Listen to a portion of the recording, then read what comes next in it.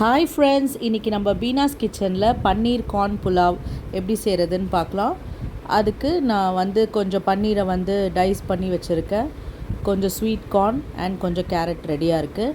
இப்போது குக்கரில் தேவையான அளவு ஆயில் ஊற்றிக்கோங்க.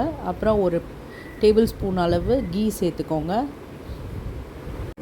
ஆயில் அண்ட் கீ ஹீட் ஆனதும் நம்ம ஹோல் ஸ்பைசஸ் சேர்த்துக்கலாம். பட்டை, லவங்கம், ஏலக்காய், ஒரு பிரிஞ்சி இலை, ஒரு டீஸ்பூன் சீரகம்.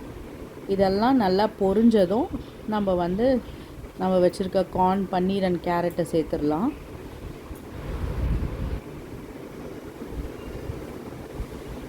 அப்புறமா ஒரு 4 பச்சை மிளகாய் ஸ்லிட் பண்ணி சேர்த்துட்டு ஒரு ஃபுல் டீஸ்பூன் இஞ்சி பூண்டு பேஸ்ட்டும் தேவையான அளவு சால்ட் சேர்த்துக்கோங்க. சேர்த்து நல்லா மிக்ஸ் பண்ணி விடுங்க. இஞ்சி பூண்டோட பச்சை வாசனை போனதும் நம்ம தேவையான பொருட்களை சேர்த்துக்கலாம். இப்போ இஞ்சி பூண்டோட பச்சை வாசனை போனதும் 4 கப் ரைஸுக்கு 6 கப் தண்ணி ஊற்ற போகிறேன். அந்த 6 கப்பில் 3 கப் தேங்காய் பால் அண்ட் 3 கப் தண்ணி சேர்க்குறேன். இதெல்லாம் ஊற்றுனதும் நல்லா ஒரு கொதி வந்த பிறகு 15 மினிட்ஸ் சோக் பண்ணி வச்ச basmati rice 4 cups of basmati ரைஸை நான் இதில் சேர்த்துக்கிறேன். 4 கப்ஸ் அப்ராக்சிமேட்லி 1/2 kg